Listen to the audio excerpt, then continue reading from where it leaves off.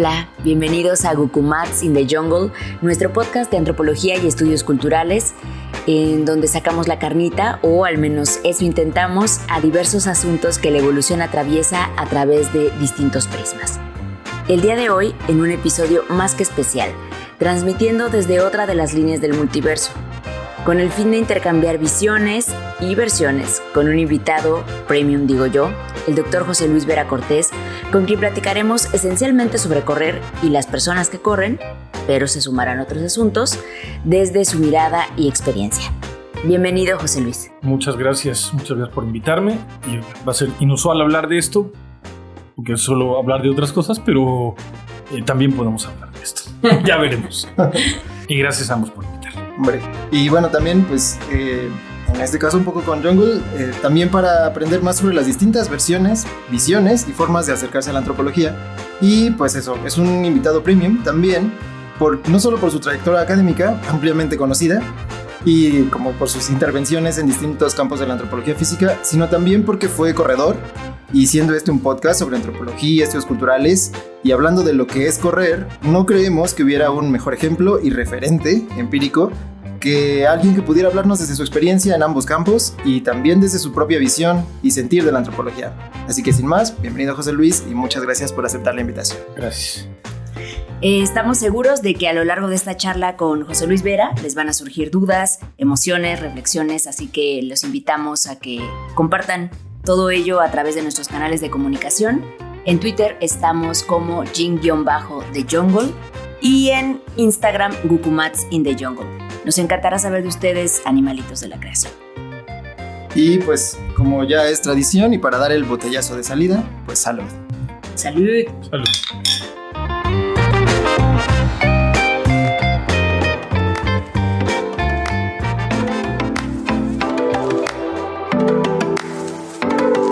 Bueno, pues hay que decir que José Luis Vera pues no fue un corredor común. Conoció y corrió con algunos de los corredores de la época de oro del atletismo mexicano. Entrenó con el mítico profesor Tadeusz Kemka, así que pues tal vez nos cuente un poco sobre ello de su viva voz y de su experiencia. Y bueno, pues vamos a darle caña a esto.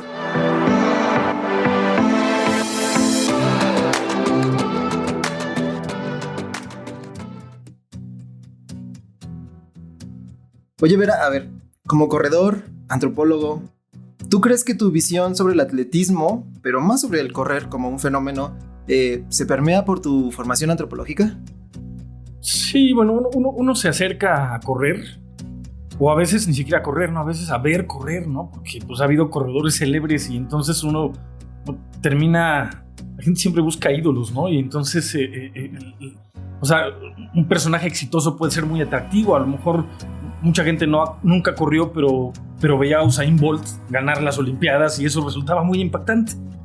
Pero claro, por un lado está la experiencia personal, pero si esa experiencia personal se va aderezando por la formación o deformación, que en este caso, bueno, es la formación que te da la antropología, siempre jugamos con la idea de la deformación.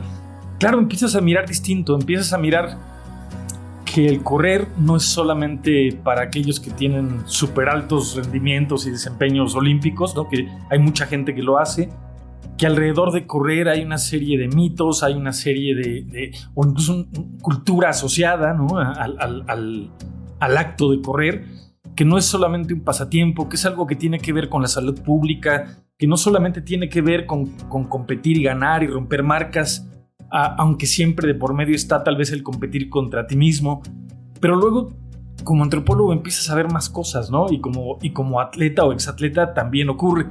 Entonces tu aproximación, por ejemplo, se va centrando no solo en el desempeño de estos atletas, sino en, por ejemplo, cómo hay ciertos sectores de población que tienen desempeños particularmente buenos, ¿no? Hoy se ha vuelto casi Vox Populi que vas a cualquier carrera y ganan kenianos, ¿no? De hecho, en México viven multitud de kenianos desde hace años que de hecho han tenido hijos aquí y sus hijos han empezado a representar a México, ¿no? No hace mucho en el Panamericano, una de las corredoras de 5,000 o de 10,000 es hija de kenianos que vinieron a entrenar aquí. Y entonces uno se empieza a hacer preguntas también sobre eso, ¿no? ¿Qué pasa con esa población? ¿Por qué tienen ese desempeño? ¿Es solamente algo vinculado con una gran motivación o con unas grandes, enormes carencias? Y te das cuenta que no hay respuestas fáciles, ¿no? Pero que en cualquier caso, tu aproximación al acto de correr más allá de la experiencia, que es pues agradable o no tanto, ¿no? Porque a veces puedes sufrir y a veces te puedes arriesgar. Pues cambia necesariamente, ¿no? Ahorita es que me vienen a la mente un montón de cosas, pero lo iremos dosificando. Necesariamente está mezclado, está matizado y nunca se han preguntado por qué, por ejemplo, Usain Bolt, Donovan Bailey, o sea, campeones olímpicos de 100 metros son de Jamaica. ¿Qué pasa en Jamaica, no? En fin. Y eso tiene que ver con motivos históricos, con cuestiones culturales, con motivos antropológicos, en fin. Entonces creo que sí, necesariamente tu visión del acto de correr y tu propia práctica se va matizando por ello, ¿no? Dice el latín solvitur ambulando, se resuelve caminando, se resuelve andando. José Luis, yo quiero empezar mi ronda de preguntas pues con varias de una vez. ¿Qué carrera, corredor o corredora te mueve más cuando lo recuerdas? ¿Tienes alguna épica? Y de una vez, ¿de qué manera conectas con el atletismo cuando no corres? Es decir, cuando lo piensas a nivel de reflexión, a nivel de estudio, ¿cómo te relacionas con el atletismo desde ese momento? Bueno, un atleta que quede marcado es que hay tantísimos. A lo mejor no es el que más admiro, pero por ejemplo, el campeón olímpico de 5 y 10 mil de Múnich 72 y de Montreal 76, Lasse Viren, a mí me impactó, ¿no? Era un policía, ¿no? Sí. Pero que además era como heredero de toda una tradición de corredores nórdicos, que ahora se vuelve a revivir con los Ingebrigtsen, por ejemplo, ¿no? Pero bueno, él particularmente me impactó cuando lo vi correr en ese entonces, en el 76, pero probablemente mi corredor favorito, y eso tiene que ver con que tal vez, aunque no era mi prueba, es mi prueba favorita, es Sebastian Coe, ¿no? Que es el actual presidente del Comité Olímpico Internacional, bueno, del Comité de Atletismo, pues, ¿no? De la Federación Internacional de Atletismo. Él ganó medallas en Moscú 80 y en Los Ángeles 84. Y el duelo que mantuvo en esa época con otro británico, con Steve Ovett, entonces eran unos agarrones, Steve Ovett y Sebastian Coe, que uno rompía el récord una semana, el otro rompía el récord a la siguiente, y así pasaron meses y rompían, eran impresionantes, ¿no? 80 y 84, ¿no? Luego hay muchos otros que admiro y suelen ser fondistas, ¿no? Claro, ver a Usain Bolt correr los 100 y 200, pues, sí, bueno, es un disfrute, pero para mí las carreras más interesantes, porque involucran muchas más cosas, son las de medio fondo y fondo, ¿no? El maratón es una gran prueba, pero de 800 a 5000 me parecen unas pruebas muy hermosas, ¿no? Y luego me preguntabas cómo vincularse cuando no corres, ¿no? Bueno, primero habría que decir que cuando uno se vincula con esto en el ánimo de las competencias, o sea, yo competí muchos años, todo está ordenado para eso. Toda la actividad, todo está vinculado al fin de semana tener una competencia y ver si bajabas la marca. Y a mí me ocurrió que dejé de competir pronto, aunque luego lo retomé, ¿no? O sea, dejé de competir a los 22, 23, que estaba súper joven, ¿no? Como a los 23, y luego volví a competir en España a los 29. Y en todo ese tiempo me empecé a replantear qué era correr precisamente cuando dejas de competir, porque cuesta trabajo, ¿no? Porque estás muy habituado a... El alto rendimiento no es muy sano en términos de salud, la verdad hay que decirlo, ¿no? O sea, los entrenamientos que te toca hacer son fatales. Pero luego te das cuenta que la enorme cantidad de gente que trota, que corre, no está vinculada con el alto rendimiento y que hay otras cosas importantes, ¿no? Que ya digo, tienen que ver con cuestiones personales, de bienestar, de salud, pero también de salud pública. Y luego la propia experiencia de correr se transforma, ¿no?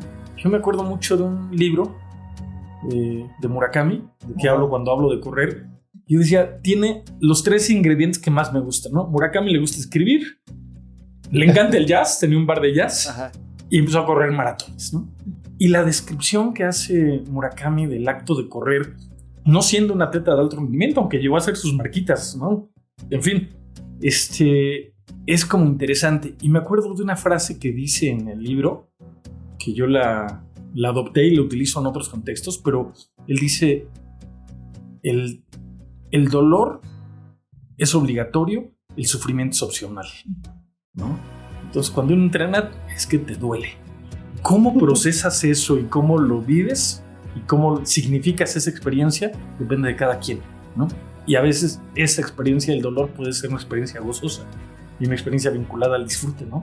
Y eso es raro, ¿no? Es raro cómo le cambias el sentido. Pero también, ya digo, es cierto que no sé, de los corredores que toman la salida en el maratón de la Ciudad de México, pues ni el 1% realmente tiene posibilidades de ganar. Los motivos son distintos, ¿no? Y hay que atender esos motivos. Son cosas que están ahí y que no demeritan la competencia, todo lo contrario, ¿no? Y mostrar que la gente puede estar ahí por 1000 motivos, ¿no? Para socializar, para exhibirse, porque los hay exhibicionistas, para salud, como reto personal, como manda, como, en fin, ¿no? Sí. Entonces, sí, necesariamente, claro, cuando no corres, porque la propia experiencia vital de correr y el agotamiento, en fin, todo lo que supone hacer ejercicio, condiciona tu aproximación. Y justo cuando estableces distancia, le das una dimensión que a lo mejor no se la das en el acto mismo de correr. ¿Cuál era tu prueba? Yo fui básicamente corredor de 800 metros, llegué a correr 1500 poco, pero como sabes, la resistencia es algo que se gana con la edad y la velocidad es algo que se pierde con la edad. Entonces lo que suele ocurrir es que, o sea, yo era un corredor de 800 y eventualmente 1500 que tendría que haber terminado corriendo 5000. Ahora hablaremos de Kenka, pero lo que él hacía es recibía pues atletas jóvenes y entonces los empezaba a canalizar para explotar su velocidad, y conforme iban creciendo, iban madurando, iban aumentando de prueba, desarrollando su resistencia. Rodolfo Gómez, por ejemplo, mítico corredor de maratón, era un corredor de 800 inicialmente.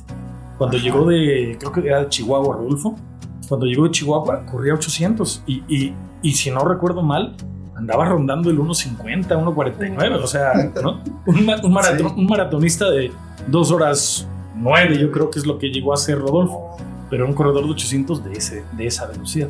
Entonces, claro, yo corría eso, debí tal vez con la edad subir de prueba y terminar corriendo a lo mejor 5000.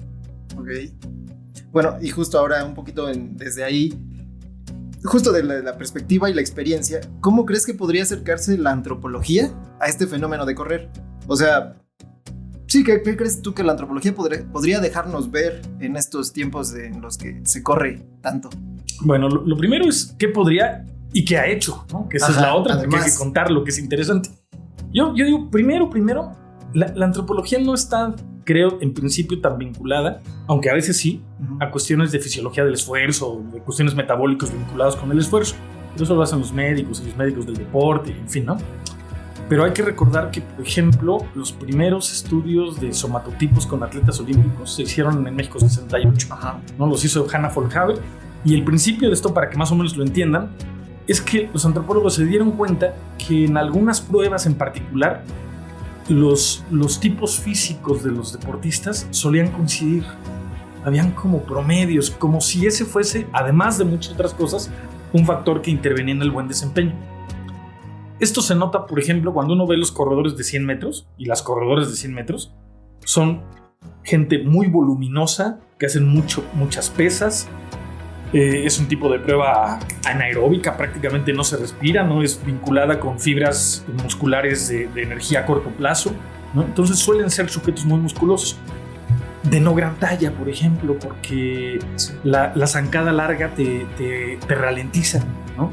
De ahí lo excepcional de Usain Bolt, ¿no? Que tuviera las marcas que tenía midiendo lo que Michael Jordan. O sea, Usain Bolt midió 1.97 por ahí, ¿no? Y ve a los fondistas, ¿no? Los fondistas suelen ser todo lo contrario, suelen ser sujetos no tan altos. Siempre hay excepciones, ¿no? Sí, sí. Pero ve a Kipchoge actualmente y todos los atletas olímpicos de siempre con buenas marcas en esas pruebas, Son atletas muy breves, longilíneos, con poco peso, con una mecánica del movimiento muy...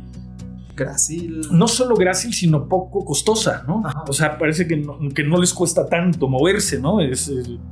No es que lo hagan fácil, sino que además sí hay un componente de no excederte en el propio movimiento. Entonces lo que se dieron cuenta es que los atletas tenían estos morfotipos, estos promedios, digamos, físicos. Y en México 68, Hannah Folhaber midió a los atletas y obtuvo los somatotipos de las pruebas específicas. Y esto luego se tradujo en que países del bloque socialista empezaron a utilizar eso para la captación temprana de atletas. Porque aunque uno puede cambiar, ciertos somatotipos se prestan a la práctica deportiva. Y entonces los cubanos, la Alemania del Este y los propios rusos en algún momento seleccionaban atletas muy jóvenes a partir de sus valores de somatotipo. Claro, esto se hizo durante algún tiempo. Yo creo que, y ya lo veníamos diciendo, ¿no? Resulta muy atractivo el alto rendimiento y nos atraen mucho esos atletas que rompen marcas. Pero en realidad, a lo mejor la antropología podría intervenir también en otras visiones, ¿no? Vinculadas a toda la cultura que hay alrededor del deporte, a los componentes, estudios sobre los componentes biológicos de ciertas poblaciones, ¿no? Hace rato hablábamos de Jamaica, del Caribe como un semillero de atletas, ¿no? ¿Y qué es? Yo a veces comento esto y luego es delicado porque esto a veces se puede convertir mal tomado o mal visto en argumentos casi de corte racista y no es el caso. O sea, lo que tenemos que entender es que las poblaciones se diferencian, así como los individuos al interior de una misma población se diferencian, también las poblaciones se diferencian. Luego se pueden traslapar, digamos, ¿no? Ciertos rasgos, pero pues resulta muy atractivo. Por ejemplo, acabo de ver el maratón de Nueva York el fin de semana pasado, ¿no? En un momento, una vez que reventó el brasileño, que tenías Kenia y Etiopía, ¿no? Y en mujeres, Kenia y Etiopía, ¿no? Y luego súmale ahora en algunas pruebas Uganda, ¿no? ¿Qué pasa allí, no? O qué pasa, por ejemplo, y creo que ahí la antropología te puede decir cosas. ¿Qué pasa, por ejemplo? México tenía una gran tradición de fondo. Hace ratito hablaste de la época de oro del atletismo mexicano. La época de oro del atletismo mexicano es la época de oro del fondo mexicano. Es decir, de los atletas de... Pero luego resulta que tienes a gente como Alejandro Cárdenas, a Guevara, ¿no? Y dices, a ver, estos son velocistas, bueno, 400eros, ambos de Sonora. ¿Qué pasa ahí, no? O sea, y entonces empiezas, creo que la antropología te puede decir mucho. Primero, alrededor de lo que asumimos que debía ser la cultura deportiva. Luego, la dinámica histórica que genera esas diferencias poblacionales, ¿no? Sin caer en argumentos racistas. O sea, no se trata de decir como, por ejemplo, dicen, es que se baila bien porque es caribeño, ¿no? Pues no, habrá caribeños que bailen mal y gente que no sea caribeña que baila bien, evidentemente, ¿no? Pero sí hay características de las poblaciones, ¿no? Y llama la atención, claro, podríamos profundizar un poco en ello, pero yo digo, ¿de dónde trajeron a los esclavos americanos? ¿De qué parte de África? ¿No? Una selección de personas, siglos de esclavitud, sobreponerse a eso, ¿qué tienes como resultado, no? O sea, ¿cómo era la población original? No se trajeron esclavos del otro lado, que se suelen distinguir por menores volúmenes, menores tallas, fibras largas, resistencia inusual, ¿no? Los mexicanos en algún momento, o sea, esto de que gana Kenia y Etiopía siempre, no siempre fue así, ¿no? Hubo un momento en esa época de oro del atletismo mexicano que en las carreras más importantes de calle, entre los 8 y 10, entre los 8, digamos, de los 10 mejores en boulder, por ejemplo, la carrera de boulder, la ganaban los mexicanos. Hubo un momento que Estados Unidos decidió que iba a limitar el número de mexicanos participando, ¿no? Porque es que ganan todo, ¿no? Y estaban los kenianos y estaban los etíopes, ¿no? ¿Qué pasó allí, no? Bueno, que la población mexicana tiene ciertas características. Digo, por mencionar Dionisio Cerón ganando 3 veces consecutivas el maratón de Londres. Sí. El Pinolillo, ¿cómo se llama? Germán Silva. Todos entrenaban con Kemke. Ganando, no sé si 3 veces, pero no consecutivas, el maratón de Nueva York. Benjamín Paredes. O sea, empiezas a ver y claro, bueno, digamos, esta valoración, la antropología creo que la puede abordar a partir de la historia, de la cultura, y luego hay evidentemente detalles finos que tienen que ver con el entrenamiento, con la motivación. O sea, el desempeño no es solamente porque tengas una determinada predisposición biológica, evidentemente no. Y luego está todo este universo del atletismo recreativo o del correr recreativo, que es importante, ¿no? Y que se traduce en políticas de salud, en marcas de ropa. Bueno, eso es algo, está allí también, ¿no? En realidad, yo me acuerdo cuando yo empecé a correr, decían, pues es un deporte muy barato, ¿no? Unos tenis y un short y ponte a correr. Uh-huh. Y ahora no es así, ¿no? Pero la antropología, tanto la antropología social como la historia, como la antropología física, creo que pueden decir mucho en muchos ámbitos. Ya digo, no solo en el alto rendimiento, sino en el atletismo recreativo, que además es en términos de números, es el más importante, ¿no?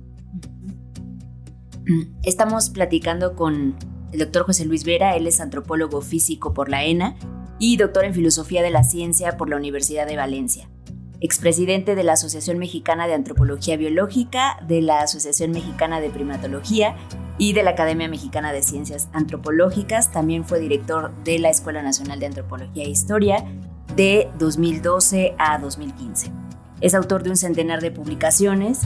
Él está interesado en el proceso de evolución humana, la historia y la filosofía de la antropología y en un enfoque biosocial. Entre sus líneas de investigación están cuerpos anómalos y la construcción de la normalidad, evolución humana, historia del cuerpo y la corporeidad. Es autor de libros como El pensamiento dicotómico en la antropología y El evolucionismo, junto con Pilar Chiapa y Javier Lizárraga, y de múltiples artículos, entre los que destacan El desarrollo del pensamiento simbólico, El ancestro común y las especies de transición al Homo sapiens, Del cuerpo monstruoso a la discapacidad como alteridad y reflexiones sobre la noción de la raza, en los orígenes de la antropología física en México, por mencionar algunos. José Luis además es un amante o un fan de la radio y de la música, de las ondas hertzianas. Ya ahora nos platicará más de sus proyectos personales, pero tiene un proyecto de jazz y ha tenido diversos espacios en Radio INA. Y pues bueno, nos honra muchísimo que esté en este espacio. Preguntar sobre, has tocado también este tema en algún punto, sobre la experiencia físico-emocional de las y los corredores. ¿Qué determina que a uno les guste y que otros no seamos tan buenos o no nos guste tanto? ¿Hay una explicación científica? Pues no sé si científica, ¿no? Pero, a ver, yo recuerdo que a mucha gente le aburría correr. Porque decían no es recreativo, ¿no? Cuando, o sea, si juegas fútbol, no sé, o básquetbol, te echas una cascarita, o sea, eso es típico. Pero el acto de correr fuera de los relevos es un acto individual en principio. Luego lo compartes, ¿no? Porque puedes correr en grupo, ¿no? Pero también ocurre que mientras más distancia corras, el grupo siempre se va alargando, ¿no? Entonces yo recuerdo mucho un libro que leí cuando era pequeño que se llamaba La soledad del corredor de fondo, ¿no? Y que hacía referencia a ese estado íntimo, ¿no? Entonces, a ver, yo creo que la gente que se vincula con correr puede gustar de ello o no, a partir de, a lo mejor, a veces es el desempeño, ¿no? A uno no es que le guste necesariamente ciertas cosas, sino que les gusta lo que hacen bien, porque eso también te da un cierto prestigio, ¿no?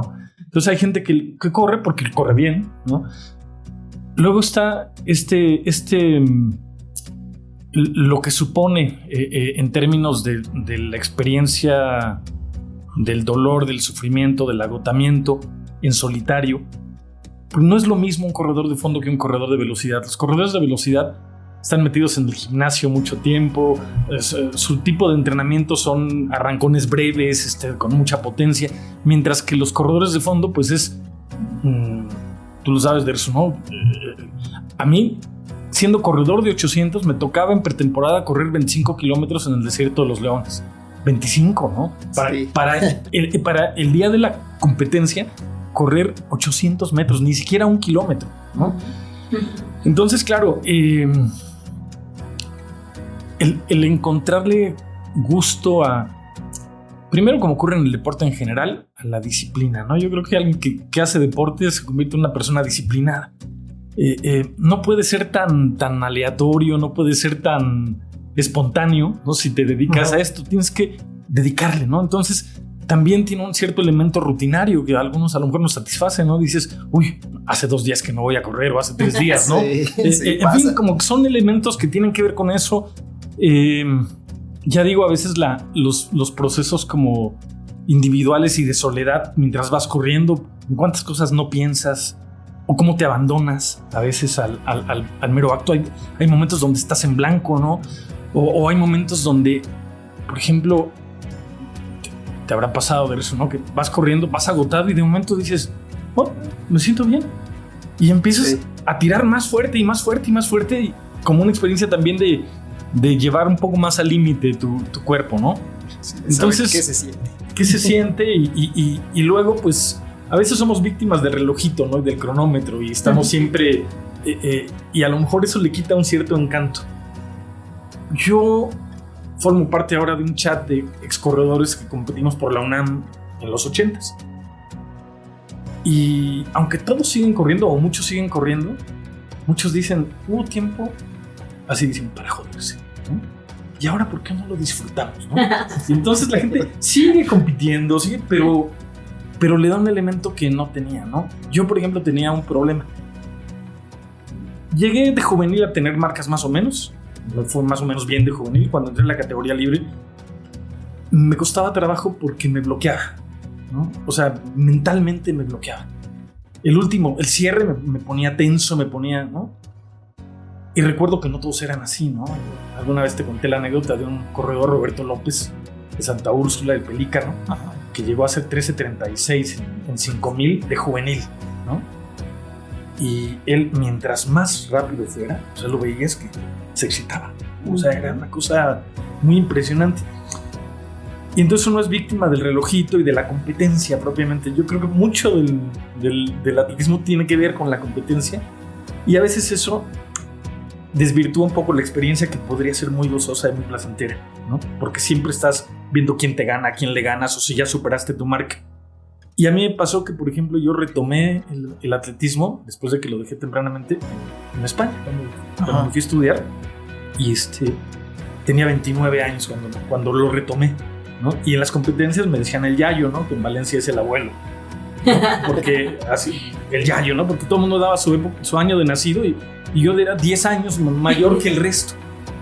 Pero me había alejado un poco, no del entrenamiento, pero sí del rollo en la competencia. Volví a hacer las mismas marcas, pero sin sufrir y sin agobiarme. O sea, había un elemento tan claramente psicológico.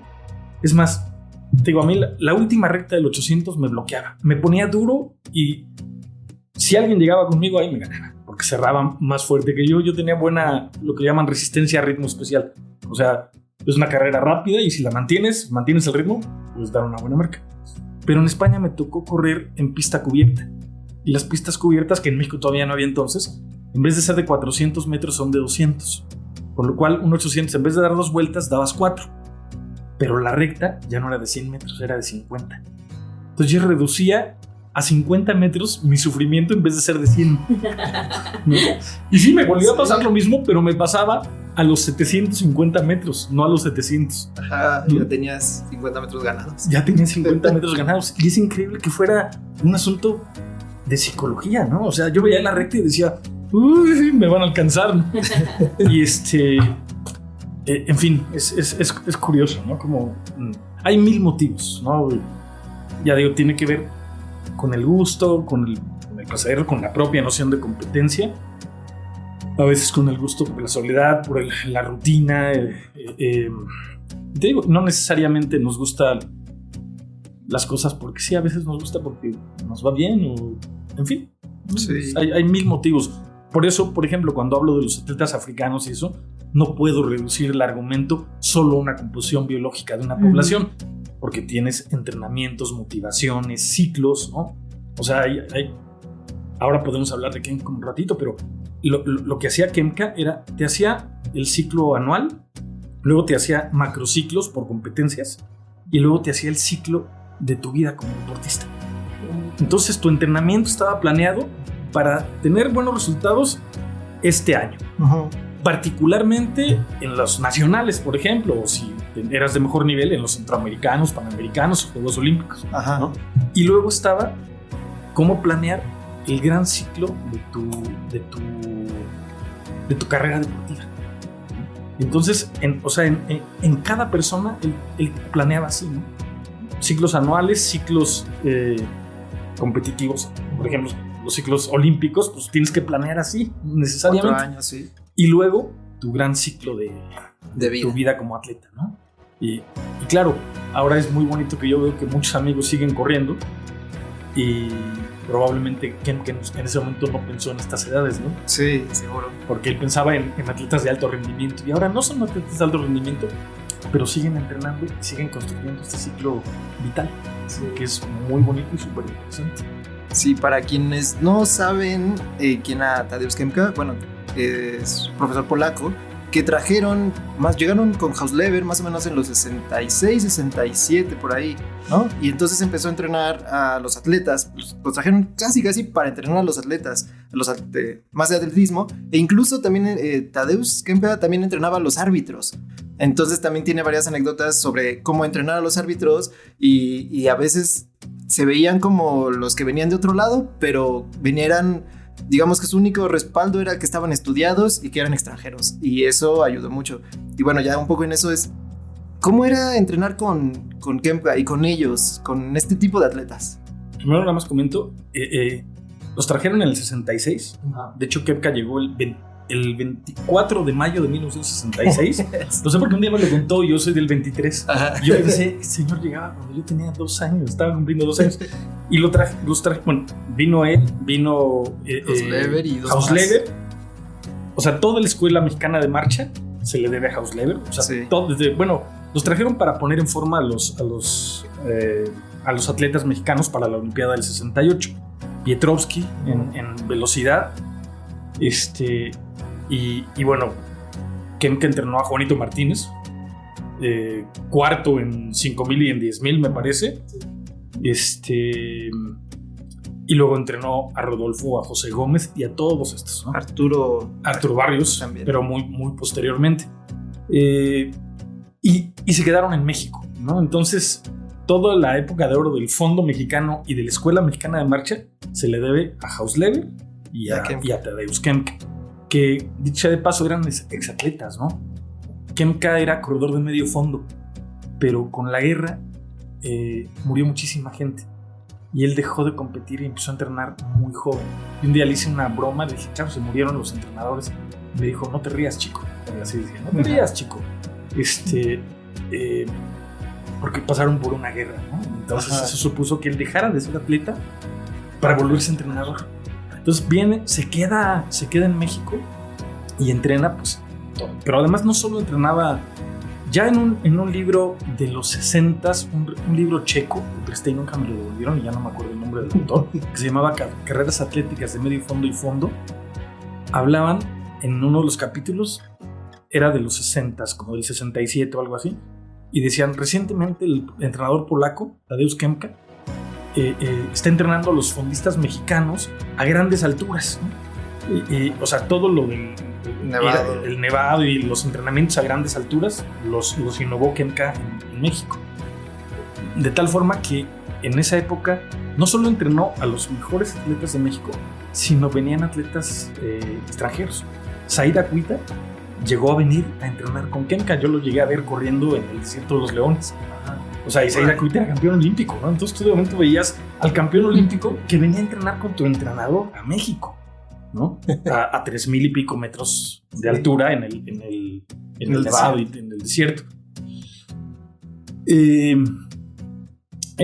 Fue una época, él hizo escuela, ¿no? De hecho, En algún momento, ahora se habla de los dos grandes entrenadores mexicanos, Kemka y Rodolfo, pero Rodolfo Gómez fue atleta de Kemka, fue formado por Kemka y claro, formó muy buenos atletas, ¿no? Gente como Benjamín Paredes, no, ¿cómo se llama este otro? No sé si, bueno, no estoy seguro si Benjamín entrenó con Rodolfo, creo que sí. Pero la enorme mayoría entrenaban con Kemka. En pruebas que iban, era raro los 800eros que estábamos ahí, porque normalmente era a partir de 1500 hasta maratón. Pero hasta Luis Karim Toledo, que fue récord nacional de 800, entrenaba con Kemka también. Yo creo que eran, o sea, los que llegábamos con él éramos corredores que podíamos haber subido de prueba, ¿no? Hacia el 1500 o más, ¿no? ¿Cómo era el ambiente? Pues era raro. Primero porque pues piensa que son gente muy joven, ¿no? Que de momento empezó a tener éxito en las mejores pruebas así del mundo. Entonces había una competencia al interior del propio grupo. O sea, cada entrenamiento pues era competencias, ¿no? Yo recuerdo un día, por ejemplo, llegara y que el profesor me dijera, hoy mueres, porque hoy te toca entrenar con Karim, ¿no? Y Karim era el mejor corredor de 800. Ajá. Y ese entrenamiento, bueno, yo recuerdo terminar en el piso y Karim vomitando. O sea, los dos, pues, claro, él lo hacía más rápido que yo, era el mejor atleta. Y se volteó y me dijo, Karim, qué contento está el profesor. Dice, ni siquiera cuando rompí el récord tal, lo vi tan contento. O sea, estaba contento porque veía que te matabas en el entrenamiento. Y era típico que siempre te decía, siempre te iba monitoreando en las carreras, ¿no? Muy lento, más rápido. Con excepción de Roberto López, el atleta de Santa Úrsula, el que digo que así 13:36, que fue una vez a correr a Walnut, a Monza, los relevos de Monza, y empezó a jalar vueltas a menos de un minuto. Pero estaban los corredores olímpicos que mi amigo no conocía. Ajá. Y le decía, estás loco, muy rápido, más lento. Le empezó a gritar Arturo Barrios, Rodolfo, José, que bueno, murió José Gómez, no hace tanto tiempo. Barrios, aunque ya vivía en Estados Unidos, le mandaba los entrenamientos. Al menos por una temporada, Dionisio Cerón, Germán Silva, por ejemplo, no era corredor de maratón, era corredor de 3000 con obstáculos. Y era raro porque pues Germán es muy bajito y muy musculoso, es de piernas muy gruesas y eso no es típico en una prueba de 3000 metros. Y terminó corriendo maratón con los resultados que ya vimos, ¿no? Sí, sí. Dionisio era un tipo así súper callado, totalmente para adentro, ¿no? Así ensimismado, pero pues daban el disparo, los veías en los entrenamientos. Eran pocos los que no tenían en la competencia así, pues es ganarle al otro, ¿no? Y superar tus marcas. Hace poco me encontré con un corredor, investigador de la UNAM, José Cotlán, y él era de los pocos que te decía, no te mates todos los días, ¿no? O sea, hay que saber entrenar, pero ahí se mataban, ¿no? Y luego los desempeños que tenían, pues. ¿Cuántos años tenías cuando llegaste con Kemka y te acuerdas como ese primer día que lo Sí, cómo no. Yo entrené primero con Eladio Campos, un entrenador de medio fondo que entrenaba en el CEDOM, y luego entrené con un maratonista de Xochimilco, de familia de superatletas. Todos eran canoeros en Xochimilco porque vivían en los canales, y su hermano Hermelindo Soto fue remero en Olimpiadas en México 68 y en México 72. Marcial Soto, que era también remero, un día corrió una vuelta en Cuamanco descalzo y ganó una carrera. Y dijeron, a ver, y resulta que hacía 2:17 en maratón. Entonces empecé a entrenar con él hasta que pues eran corredores de calle y yo era corredor de pista. Y cuando entras a esto te das cuenta que la pista te educa. O sea, correr en calle está muy bien, pero a veces no hay reglas, a veces no hay seguimiento. Y que cuando tú corres pista aprendes mucho y te educas como corredor. Entonces es muy bueno pasar por la pista para luego pasar a la calle, si fuera el caso. Pero esto te lo decía porque...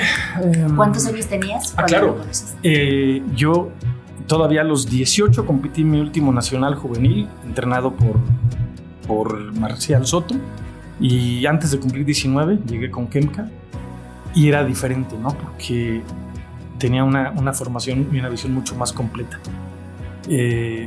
hacías mucho gimnasio, hacías muchos multisaltos, fuerza, y luego mucha distancia en pretemporada, y la pista muy fina.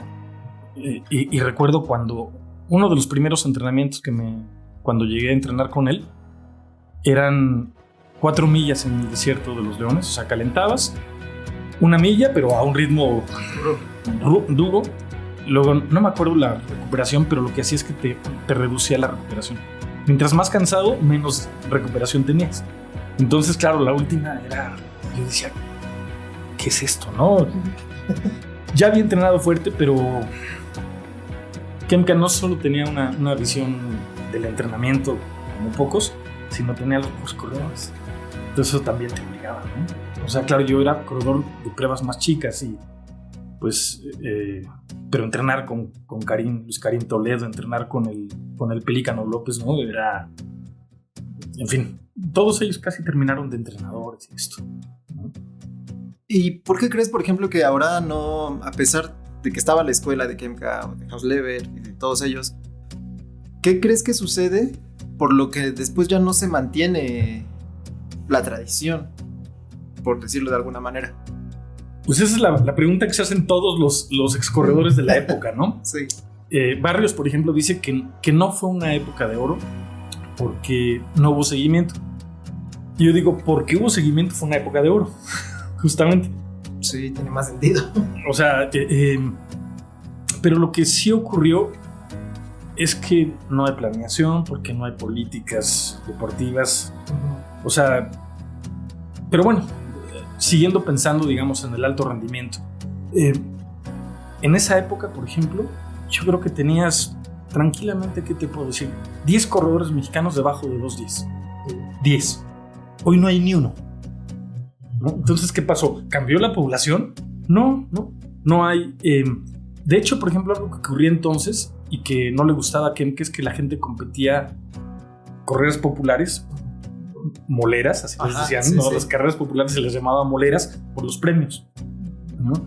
Y entonces, justamente Kemke lo que decía es que eso rompía la planeación de los ciclos, ¿no? Ahora siguen las carreras populares, pero si no ha cambiado la población, si de hecho es una actividad popular, más popular que era antes, ¿no? Sí. Hoy si ves el número de corredores que toman la salida en los maratones, es enorme, ¿no? Entonces, yo no puedo pensar más que en argumentos de falta de planeación, ¿no? ¿Quiénes están en las federaciones? Curiosamente en la Federación de Atletismo está un amigo de esa época, ¿no? Lozano, Toño Lozano. Y de motivación, por ejemplo, porque yo he visto últimamente justo Germán Silva, no sé si es el año, bueno, debe ser antes de la pandemia, que hizo el recorrido por Baja California. Y también en eso, un poquito antes, fue como el desempate, ¿no? Con Benjamín Paredes. Con Benjamín Paredes, en el que, bueno, era ya solamente una cosa un poco de espectáculo, pero sí veo que a veces muchos de esos lo organizan algunos personajes como para motivar a la gente, no solo por la cuestión de salud pública y eso, sino también como para que corran. Y ahora yo veo corredores de ultradistancia, por ejemplo, yo lo conozco, he corrido con él algunas veces, y digamos que esa población o el interés en esas carreras está aumentando, pero no es, pues al final no es como correr el maratón, no es abajo de 2:10, que ya quisiéramos tener ahora en las Olimpiadas o en la marcha. Atleta de esa marca, de ese nivel, y no lo hay, pero bueno, recientemente, por ejemplo, hay un equipo que se llama Gondi, no sé si lo has visto. Casi los mejores maratonistas y al menos una de las chavas que fue a la Olimpiada, Torres, ¿cómo se llama la chava? Es de Gondi. O sea, están como planeando bien y están retomando estas escuelas como de organización en otro nivel. Porque es como paradójico, ¿no? Resulta que es más popular, pero tienes peores desempeños, ¿no? Y no es, uno podría decir, bueno, es que los kenianos y etíopes ganan todo. Sí, pero si lo ganaran con las marcas, o sea, si los mexicanos siguieran haciendo sus marcas y es que estos hubieran bajado las marcas, pero no es el caso. O sea, el desempeño de los mexicanos no va para abajo de 2:10, ¿no? No tienes ahora corredores de 2:10 y en pruebas de 5 y de 10,000, o sea, yo me acuerdo todavía gente como Gerardo Alcalá, claro. Eduardo Castro, ganando un Panamericano primero y segundo, el Monje. O sea, había muchísimos, desde el a buen nivel, desde 5 hasta el maratón, ¿no? Desde 5 hasta el maratón. Incluso en la marcha. No, bueno, en la marcha era un ciclo sí y un ciclo no, ¿no? Sí. Daniel Bautista, Canto, ¿cómo se llamaba? Mercenario. Y era desde el 72 hasta el 2000 y algo. Uh-huh. Era un ciclo sí y un ciclo no. El 72 es cuando gana Bautista. Yo me acuerdo de haber visto en las Olimpiadas que Barcelona, ¿no? A Carlos Mercenario, todavía haberlo visto y es que era increíble. Porque además también justo tenían un tipo de cuerpo más o menos muy parecido. Algunos un poquito más bajitos, otros, pero eran, si los veías de lejos, es como, ahí viene el mexicano. Sí. Cuando los pasaban en la tele, Sí. pasaban. Lo que era, por ejemplo, raro era ver a un sujeto como Raúl González, porque era como muy grande, ¿no? De hecho, cuando corrió maratón, que no lo corrió mal, que además jaló hasta el kilómetro 30, una cosa así, pero era un individuo muy grande, ¿no? Era raro. No solo como marchista, sino como fondista era extraño, pero bueno, tenías casos como Rob de Castella, ¿no? Era inusual. Hace rato me preguntaron algo de Kemka y me preguntaban algo de qué puede decir la antropología, y solo cuento una anécdota muy breve. Kemka hizo estudios sobre fisiología del esfuerzo de corredores a grandes altitudes con los corredores de Toluca. Ajá. Cuando yo empecé a estudiar antropología física me dijo, te regalo mis datos, haz una tesis con ello. Yo terminé haciendo una tesis sobre otro tema que involucraba el juego, en fin, ¿no? Pero él me ofreció sus datos que encamoró hace unos años, y hace poco reuniéndome me dicen que todo el archivo se lo quedó Bernardo, no sé qué se llama, decíamos el Toluco. Ajá. Tiene el archivo de Kemka y allí deben estar los datos. Lo digo porque acercarse a este Toluco, digo, yo tengo un contacto ahí, tengo su número, ¿no? Ajá. Y decirle si tienen el archivo para, por ejemplo, hacer un estudio, ¿no? Sí, es que eso sería fantástico, ¿no? Y eran, no sé si hizo antropometría, pero sí sé que hizo pruebas de esfuerzo, ¿no? Y con corredores adaptados de generaciones a grandes alturas, los corredores de Toluca. Es más tesis. No, o sea, ya hay un tema. Sí. Y si los datos están por ahí, habría que ver qué fue exactamente lo que hizo. A mí me lo ofreció, pero yo estaba ya casi dejando el atletismo y ya no lo pude hacer. Y pensando en otras cosas para la Y tesis. pensando en otras cosas, pero me lo ofreció él mismo, ¿no? Porque dijo, antropólogo físico. Mira. Aquí podrías hacer algo con esos datos.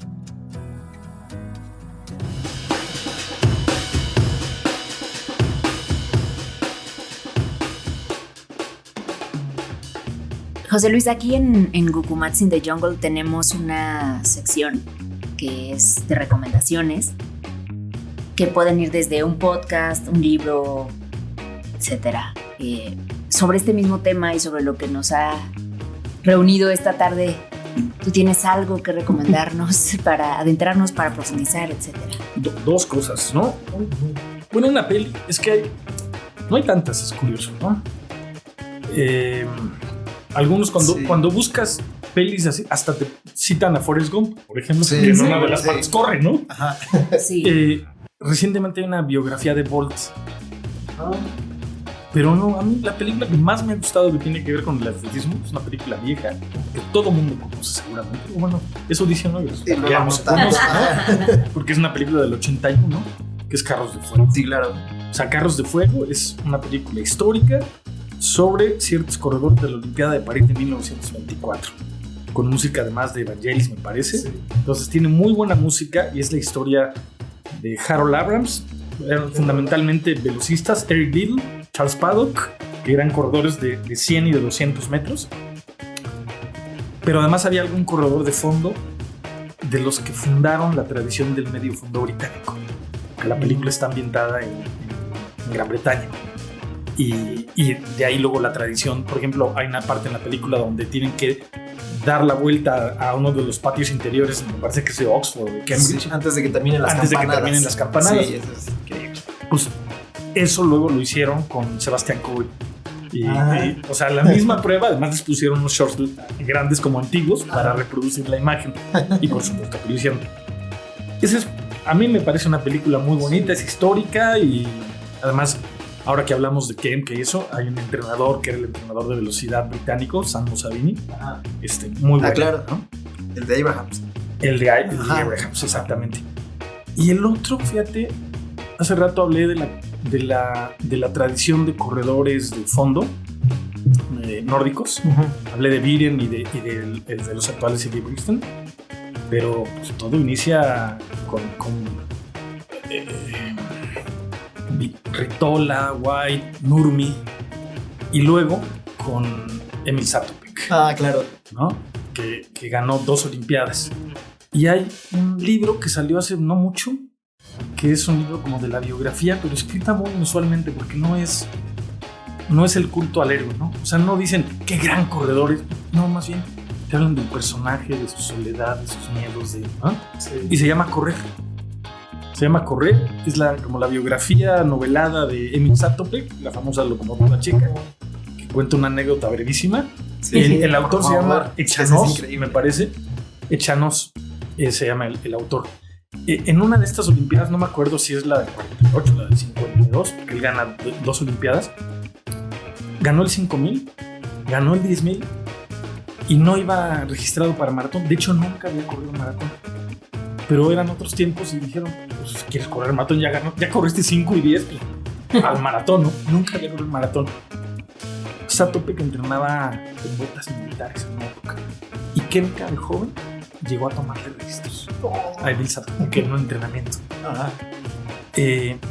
Total que va con el líder de la prueba llegando al kilómetro 20 y le dice, disculpe, ¿no cree usted que vamos muy lento? Lo deja atrás y gana el maratón. O sea, un tipo que gana 5-10 en maratón en una misma olimpiada. Lo único más parecido es en la última olimpiada la chica esta holandesa que es etíope nacionalizada, que ganó 5-10 y bronce en 1500. Pero el otro es más inusual porque es, o sea, el gran salto de maratón, o sea, nunca haberlo corrido. Ese libro que se llama Correr es lindísimo y además te digo, no es el culto al héroe, sino es quién era esa persona, ¿no? que hizo eso en ese momento.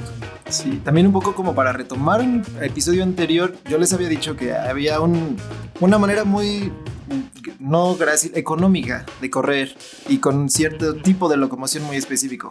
Pues Zatopek no era ese. Cuando hablé de las excepciones, no era ese. Era la antítesis, corría horrible, ¿no? Pero una vez Kemka me decía, ¿qué haces, por ejemplo, con 2 atletas que tienen el mismo rendimiento pero uno tiene una técnica excelente? Aquí en el IX, con el mismo rendimiento. Y le decía, hay que elegir al de la mala técnica, porque se puede mejorar. El de la técnica excelente ya no lo va a mejorar. Luego lo que ocurre es que la técnica pueden ser vicios, pero también pueden ser asuntos anatómicos a veces, ¿no? O sea, hay mucha gente, por ejemplo, yo suelo sacar por fuera el pie derecho cuando ataco. Y yo supongo que tiene que ver con la conformación de mi cadera, o no sé. Varios corredores tenían eso, ¿no? Corrían así. Hay una corredora británica, no sé si la has visto, que corre medio fondo, como de 1.80, que las 2 piernas las saca así, ¿no? Y yo creo que es un asunto más bien anatómico, ¿no? Y luego está, pues, la técnica. Pero en efecto, él era la antítesis del correr bonito, ¿no? Sí. Corría horrible, ¿no? Movía los brazos para todos lados y cabeceaba y echaba la cabeza hacia atrás, ¿no? Justo ahora has mencionado en este fragmento a 2 corredoras mujeres, ¿no? Y también por ahí yo tenía esa pregunta, que aparecen y figuran nombres de mujeres en el atletismo como Catherine Switzer, Florencia Griffith Joyner, Flo Jo, Paula Radcliffe, Letesenbet Gidey y Almaz Ayana, etíopes ambas. ¿Cuándo comenzaron las mujeres a correr y cuáles fueron las implicaciones de que esto ocurriera? Es que, ¿viste? Ahora de las que mencionaste, la enorme mayoría son velocistas. Ajá. ¿Por qué? Porque en realidad las mujeres no podían participar en maratón. Y en las pruebas olímpicas, la prueba más larga de mujeres era 3,000 planos. No había que perseguir con obstáculos. Entonces, claro, no hay... casi todo estaba centrado en la velocidad, ¿no? Y en el medio fondo. Había una escuela rusa, soviética, por ejemplo, Tatiana Kasankina, Tatiana Samolenko, eran corredores de medio fondo, ¿no? O la escuela china, que quedó ahí en entredicho porque nunca las pescaron dopándose, pero fue raro. Llegaron, rompieron todos los récords del mundo y desaparecieron, ¿no? Es raro. Y entonces hay casos tan célebres como el de una mujer, no sé si es en los 50s o 60s, que se disfraza de hombre para correr el maratón de Boston, me parece que fue, no recuerdo bien. El caso es que la descubre un juez en plena carrera y la quiere expulsar, y todos los corredores dicen, no, déjala, y termina. Pero tuvieron que pasar muchos años, ¿no? Yo creo que la primera vez que se corrió un maratón olímpico, por ejemplo, no estoy seguro, pero puede haber sido en Los Ángeles 84. Oficial. No sé si es Jean Benoit, porque en uno ganó Jean Benoit y en otro ganó Rosa Mota, una portuguesa, ¿no? Pero fíjate cuánto tiempo se tardó. Y de hecho, ahorita mencionaste dos mujeres importantes. Bueno, mencionaste tres sombristas muy importantes, ¿no? Uno, Paula Radcliffe. Otra antítesis del buen correr. También. Correr tiene una mecánica espantosa, ¿no? Era horrible, pero es que desde que salía, como muy rígida, y así, ¿no? Pero Paula Radcliffe estuvo récord. No sé si como 2.18, sí, una cosa así, 2.16. Y antes de ella, la primera mujer que bajó de 2.30 era una sueca, se llamaba Greta Weitz. Greta baja por primera vez de 2.30. Y entonces lo que empiezas a ver es que hay un progreso en las marcas de las competencias de mujeres, porque en los últimos años pues, se abrieron, o sea, se permitieron, tienen las mismas pruebas. De hecho, digamos, no hay 110 con obstáculos, son 100 y 110, pero el 400 sí son 400 ambos, hay 3000 con obstáculos, o sea, se equipararon todas las pruebas. Y entonces empiezas a ver unos desempeños mucho más acelerados en conjunto que lo que ves en hombres. En hombres ves, pues no sé, a gente como Kipchoge, pero ¿cuántos están cerca de Kipchoge? Sí. Y la otra que mencionaste es Gidey. Sí. El de Tesembet Gidey o algo así, que tiene el récord de 5.000, de 10.000. Ese lo hizo en Valencia, por cierto. En el mismo encuentro que el ugandés hizo el récord de 5.000 también. Apenas, eso... Tiene 2 años, 3, que fue en la pista de Valencia, que es donde yo entrenaba, una pista de tartán azul, ¿no? Y esta chica Gidey tiene además el récord de medio maratón, pero es increíble, o sea, anda, no me hagas caso, no lo tengo claro, no me lo sé de memoria, pero debe andar como por 1 hora 3 minutos, lo cual supone que pueda, si corre maratón, ella puede andarse acercando a un 2.13 tranquilamente, 2.15, por ahí puede andar, y eso es inusual, ¿no? Entonces, los motivos no estaban las puertas abiertas, ¿no? Una vez que se abren, lo que empiezas a ver son desempeños pues, notabilísimos, pero de colectivos, ¿no? Luego hay pues, las Greta Weitz, Paula Radcliffe, y ahora toda la escuela keniana y etíope. De hecho, el fin de semana, el maratón de Nueva York, hasta el kilómetro 30 corrió Helen Obiri, no la había visto yo correr maratón. Ella es corredora de 5 y de 10.000 keniata. Y corrió maratón, pero se quedó al final, se reventó, ya sabes, reventó en el kilómetro 32. Y el famoso muro, que decías, no es físico, es psicológico, ¿no? Y llegó como quinta, pero hasta donde yo ubico es su primer maratón. Entonces, wow.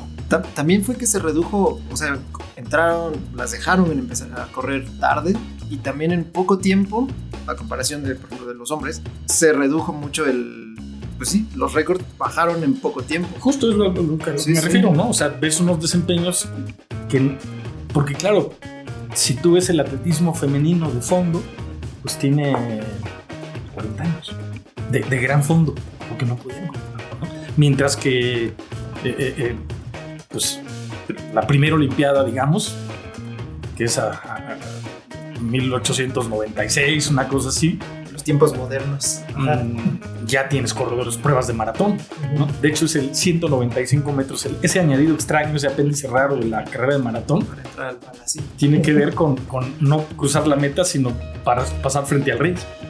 Entonces le añadieron 195 metros para que pararan frente al rey, porque la meta estaba antes. que es lo que supuestamente medía la distancia entre Maratón y Atenas, ¿no? En fin. Sí. Ese 195 metros, uno dice 42 y 195. El palco real estaba a 195 metros adelante. Sí. Pues bueno, después de esta plática entretenida, pero tenemos una última pregunta. Porque desde que ideamos este podcast, pensamos en que hay una pregunta que nos gustaría hacer siempre a nuestros invitados y que procuramos nosotros responder en nuestra presentación. Así que vas a ser el que estrene esta sección. Entonces, yo alguna vez te he escuchado decir que la antropología es una forma de ver el mundo, pero yo siempre he tenido esa duda. ¿Cómo ves tú el mundo desde la antropología y qué es lo que te gusta de ello? Bueno, podría no gustarme lo que ves. Empecemos por ahí, ¿no? No, pues yo creo que toda formación te transforma, ¿no? O sea, el conocimiento te transforma siempre. Pero sí es un conocimiento que tiene que ver con lo cotidiano. O sea, yo siempre digo, cuando los antropólogos viajamos, miramos muchas cosas que probablemente no todo mundo mira, ¿no? Si hay esto que es como una especie de tópico de mirar con ojos de antropólogo el mundo, y también lo puedes mirar con ojos de psicóloga y de comunicóloga y de, en fin, o sea, evidentemente cada disciplina impone un sello, pero si de lo que trata esa disciplina es de lo humano, entonces pues nada te esa.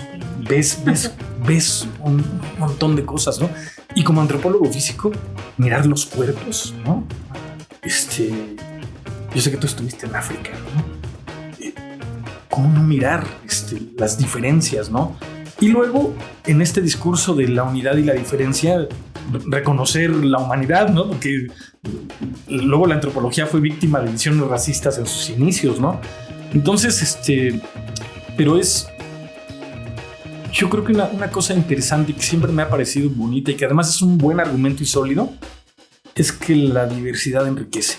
Y que si tú eres capaz de verla, notar la diversidad, entender la diversidad, es algo que enriquece, ¿no? La diversidad de lenguas, la diversidad de cuerpos, la diversidad de culturas, de tradiciones, de idiomas, ¿no? Entonces, la evolución te lo dice, ¿no? La diversidad es la materia prima de la evolución, ¿no? Y también es su consecuencia, ¿no? Entonces, creo que pensar la diversidad como algo que nos enriquece es algo que sí es bueno, ¿no? Dentro de esas cosas que uno puede mirar y que a lo mejor no todo el mundo mira, porque las diferencias pues, son estigmatizadas, ¿no? En muchos casos. No todas las diferencias, algunas diferencias, ¿no? Porque ya sabemos que en este mundo de todos son iguales, hay algunos más iguales que otros, ¿no? Sí. Entonces, en ese contexto, creo que entender las diferencias y valorarlas como algo que nos enriquece es algo bonito, ¿no? ¿Qué hace la antropología? ¿No? Y sí, yo como antropólogo físico en particular, cuando viajo, y no solo cuando viajo, cuando andas por el mundo, observas los cuerpos, observas, en fin, y te haces preguntas sobre ello. Yo creo que ese es, al menos intuitivamente, como una de las razones de ser de la existencia de la disciplina, más allá de la ciencia misma y de la academia, sino esa cosa intuitiva, personal de ¿y ellos qué? ¿Y yo qué? ¿No? Y eso es bonito. Eso. Pues ya está. Escuchas. Pues muchas gracias, José Luis. Una pregunta. ¿Qué atleta te parece importante?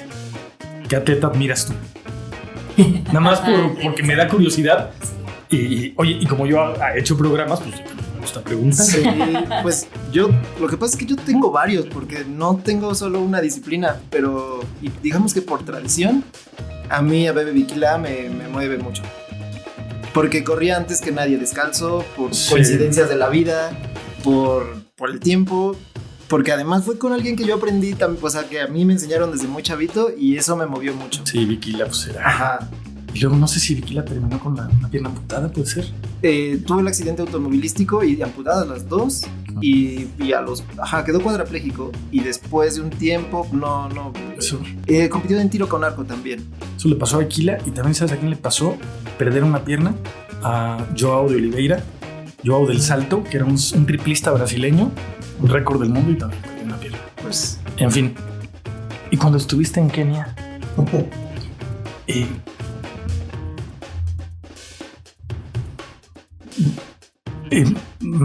¿Era popular el asunto de la carrera? ¿Tú veías gente corriendo o estuviste en un ámbito que no...?